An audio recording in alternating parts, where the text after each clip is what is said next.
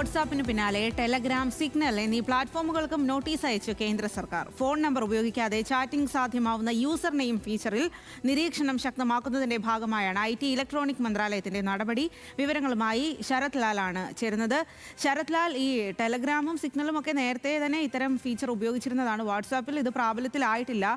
അതിന് പിന്നാലെയാണ് മെറ്റയ്ക്കടക്കം നോട്ടീസ് അയക്കുകയും ചെയ്തത്. ഇപ്പോൾ ഈ ടെലഗ്രാമിനും സിഗ്നലിനും അടക്കം വീണ്ടും കേന്ദ്ര സർക്കാർ നോട്ടീസ് അയച്ചിരിക്കുകയാണ്.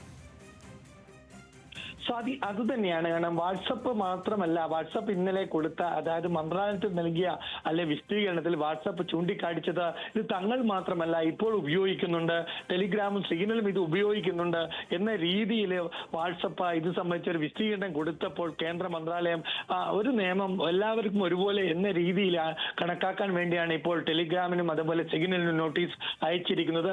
അതിൽ പ്രധാനമായി പറഞ്ഞിരിക്കുന്നത് ഇതിലെ സുരക്ഷാ പ്രശ്നങ്ങളാണ്, അല്ലെങ്കിൽ ട്രായ് ഉന്നയിച്ച 6 സംശയങ്ങളാണ്. ഈ 6 സംശയങ്ങളാണ് നോട്ടീസിൽ കോട്ട് ചെയ്തിട്ടുള്ളത്. അതിൽ ഒന്നാമത്തെ സംശയം എന്നാൽ യൂസേഴ്സ് നെയിം ഒരു മാസ്ക് ആയി ഉപയോഗിക്കപ്പെട്ടാൽ എന്ത് ചെയ്യും എന്നുള്ളതാണ്.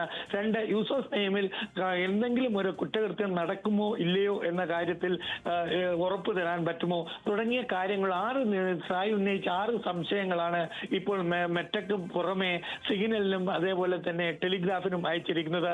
മറ്റൊരു കാര്യം, അതുമാത്രവുമല്ല, ഈ ടെലിഗ്രാമും അതുപോലെ മെറ്റയും സിഗ്നലും അടക്കമുള്ള പൂർണ്ണ രൂപത്തിലുള്ള ഓപ്പറേറ്റിംഗ് ഓഫീസുകൾ ഡൽഹിയിലോ ഇന്ത്യയിൽ എവിടെയെങ്കിലും ഉണ്ടായിരിക്കണം എന്നതും വ്യക്തതയോടെ തന്നെ ഈ നോട്ടീസിൽ പറഞ്ഞിട്ടുണ്ട്.